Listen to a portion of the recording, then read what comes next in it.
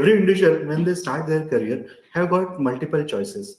As they progress through their career, they evolve, they learn a few things, and based on this learning, they tend to progress in their career towards either an individual technical capabilities, or sometimes they tend to move towards the management. So every individual makes different choices based on their career and how do they grow. What happens in the formative years of their career makes a lot of difference on how they grow over a period of time.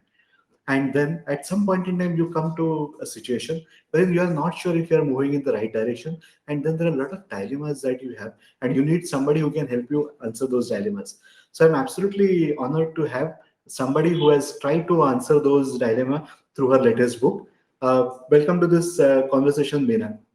Thank you so very much, Charu. Thank you very much for inviting me. Congratulations on launching your new book. This is a book which is basically addressing precisely the challenges that we are talking about. She has been talking about whether you need to move faster or you need to move over and get in the next era.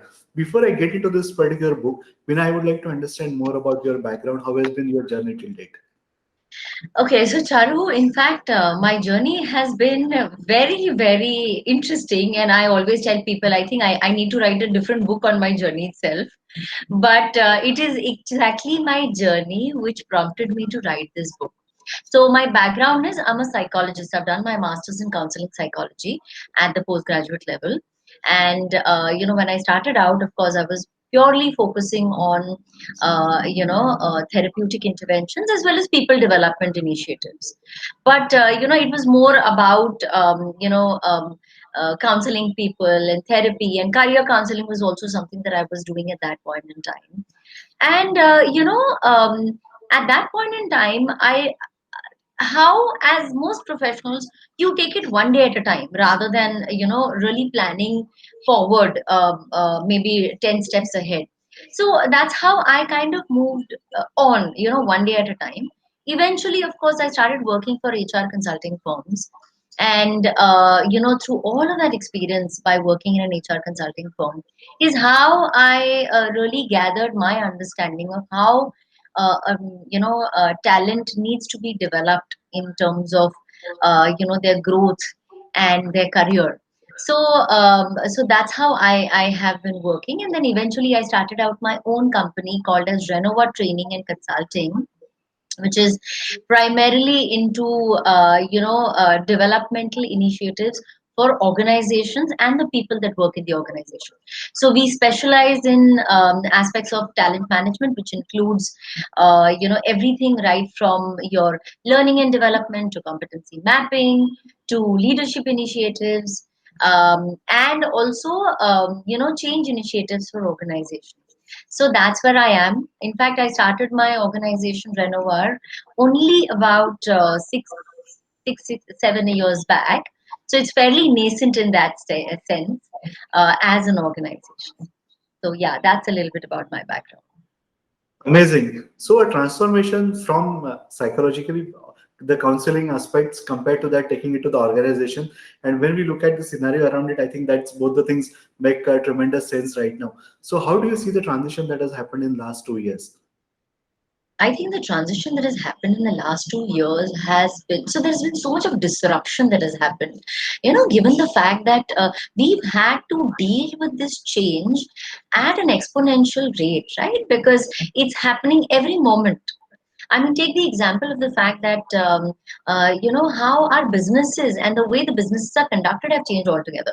I'm sure sales guys who were initially so used to meeting people face to face are now, and I know for a fact because when I was working with certain sales teams, they were finding it challenging to just directly talk to people over virtual platforms because for a sales guy, it's a very different pace, but they have learned to adapt. And I think that is what the title of my book also talks about: move fast or move over. It actually points to the fact that agility is the key right now. Whether we look at the past 2 years due to the pandemic, or if you look at the 21st century overall, I think we are in a VUCA environment, and that's undeniable. So, given that we are in a VUCA environment, how am I responding to it? Because if I don't respond to it, I am going to be left behind. Look at it very clearly today. In the last 2 years, organizations are actually changing the designs of a certain job. right? That which required 2 or 3 people to work on it. Today, they are designing jobs in such a way that you only need one person to take care of that particular job. So that's how organizations are designing organization structures also differently right now, given the pandemic. We also know that very soon people are saying that we are going to have a hybrid working model. So, given all of this change, how am I not only dealing with it, but responding to it rather than reacting to it? Right? And Absolutely. yeah, absolutely. And the fact that if I don't respond to it, I cannot understand what are the kind of trends my very industry is going through. Because if I don't understand those trends, then I cannot capitalize on them. So that is what the title of the book says. Agility is the key to move fast, or else you will be made to move over because somebody else will take over if you are not skilled for it or if you're not ready for it. So there is already somebody else in the making to take action on your behalf if you can't do it. Agree. One point that I've realized in last 18 months or so, while working from home was something that was talked about a lot, particularly from women during their mid-career phase. This was supposed to be something very important, and a lot of people believe that having working from home at that point in time would make a lot of workforce come to the office. Now, when we are looking at this situation, and when everybody is working from home, the kids are also studying from home. That creates a completely different level challenge for the women who are into mid of their career. So they are going through a completely different level of challenge, a different level of complexity today. How would you advise them to address this particular complexity? Charu, that's a very pertinent question. And in fact, in my book, I have one chapter absolutely dedicated to women. So while the entire book has career which frameworks and models which any professional can refer to, but I felt that specifically women need a special space to go back and reflect upon, and that's why one of my chapters is dedicated to women. Now, what you said is absolutely right because the kind of challenges that women face on their career journey are very unique to them, and these could be any and every kind of challenge. If you look at it personally, they go through so many career breaks, right? With regards to maternity, or with regards to the fact that they need to take a sabbatical because there is some requirement at home. So they have a very different unique set of challenges, and also the fact that they play a very significant role as a nurturer in the family. So there is a tendency for women to feel that, it's all right. Maybe I need to take a break right now, and which is great, because it's all okay to take a break. But, with what mindset am I taking that break?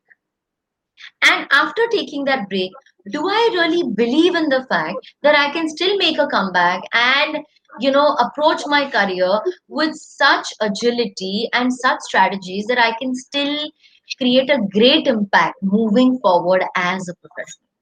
So, what I realized was while the challenges are unique, right, at a personal level, at a professional level, if you look at it, there is a major issue around gender parity. So, pay issues, or for that matter, their representation at leadership levels in organization. One of the researches that I've mentioned, it talks about, and this was from ILO, International Labour Organization, it talks about the fact that only about 23% women are representing the C-suite level roles. And that's a very shocking revelation because I know for a fact that there are so many women who are extremely capable. But somewhere, while this is a reality professionally, I believe in the fact that women also need to change the way they think about themselves. And the moment they change the way they think about themselves, they will also be able to approach their careers differently.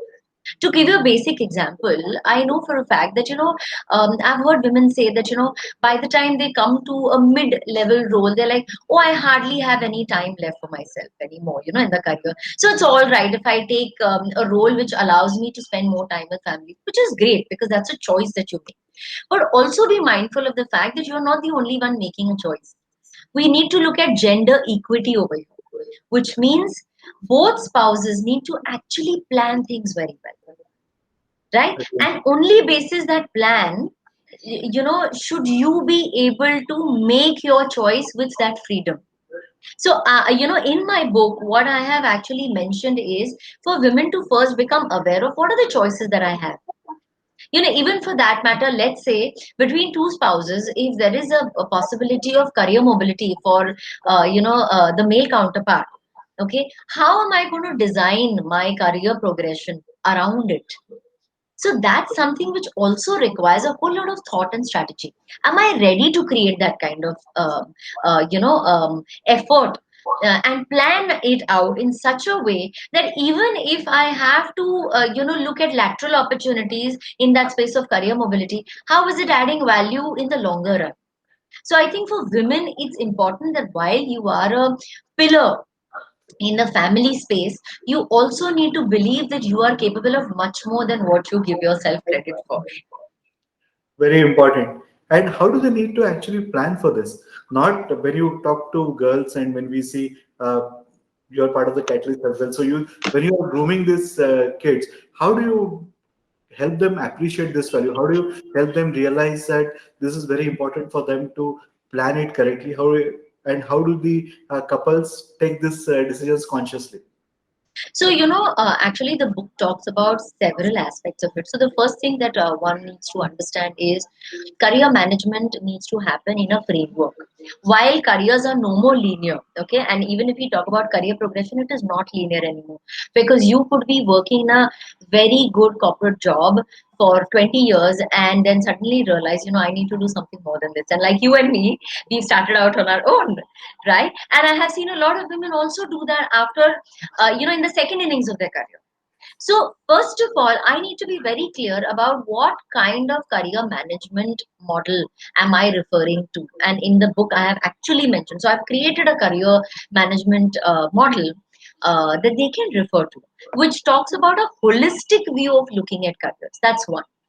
Secondly, I also need to look at the realities of my life and the priorities of my life. Yeah, because I think a lot of times people feel that career decisions need to happen in isolation. No, they cannot happen in isolation. Like I shared some time back, if a spouse is getting an opportunity abroad, all right, does the other spouse really overlook their own careers? No, they cannot. So which means I need to look at the reality of my environment, and I need to look at my priorities, and then based on that set a goal. So, in fact, in the book, I have mentioned about goal setting not just independently from the perspective of my career, but looking at goal setting from the perspective of first the inner compass. What is my inner compass talking about? And I have mentioned over here the inner compass typically talks about your vision, your purpose, because unless and until your vision and purpose are aligned to your career, you will be just doing things because they are being presented to you, not really something that you feel very strongly about, right? So vision, purpose, values, and beliefs, these are the four aspects of the inner compass that I've spoken about in the book. And when I understand that very clearly, like if I give you my own example, I knew very well right from the beginning that because I had taken psychology and somehow I was really aligned to helping people. Eventually I realized that making a difference in the life of another person is what really I'm passionate about, and hence I started out this. Of course, the role of an entrepreneur, rather the journey of an entrepreneur is far from easy, and that's also what I have mentioned over here, right? But because I know my reality, because I know my priorities, because financially I have a certain set of goals for which I have already taken care of, I can take this decision of being on my own. So that's why even when women are looking at their reality and then their priorities, then the four goals that I've spoken about in the book, which is looking at your financial goals, which is looking at your family goals, looking at your developmental goals, and the career goals, each of these need to be interconnected, and then you create a plan for yourself.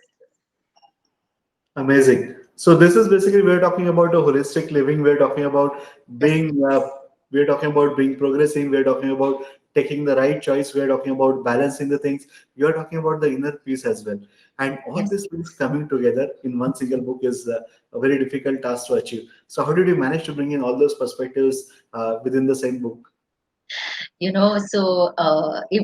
was a big challenge because the journey has been since last October, so October 2020, when we were all in the midst of the pandemic. And as entrepreneurs, we were going through our own challenge because of the fact that business is very low for most of us.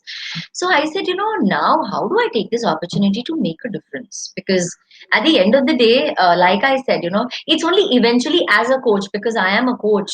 I work with leadership levels. I work with and leadership levels not just in the corporate, but I also work with non-profit organizations.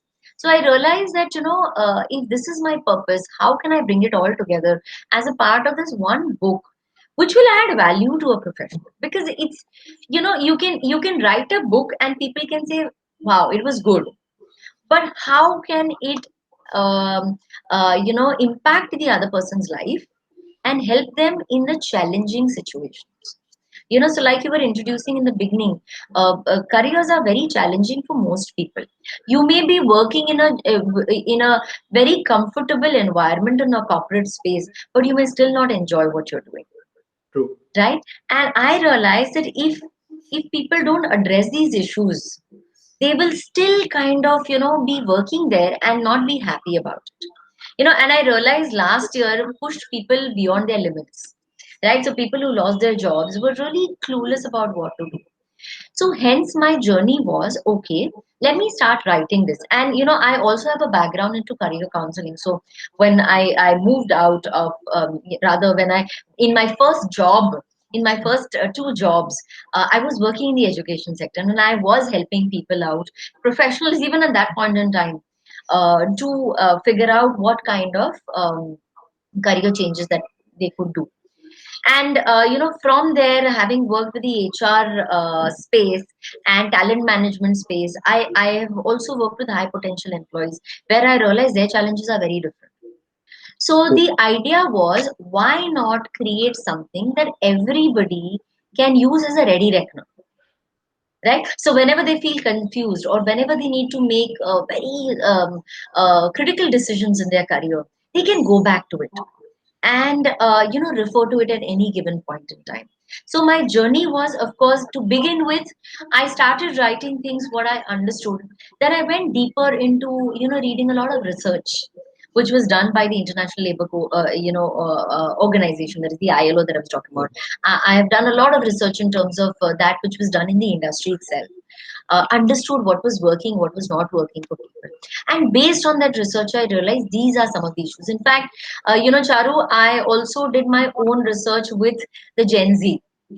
And I have, in fact, mentioned that in my first chapter, which talks about truly jump starting your career. I've mentioned what the Gen Z is looking at. So Yeah. typically, I realized that, from the perspective of these three categories that have been addressed in the book, which is the Gen Z professionals, the professionals who are millennials, okay, and the professionals who are somewhere also Gen X, because the book is useful also for people who are moving from mid level to senior levels. So I said, how can something make the make sort of a good ready reckoner for each of these three categories?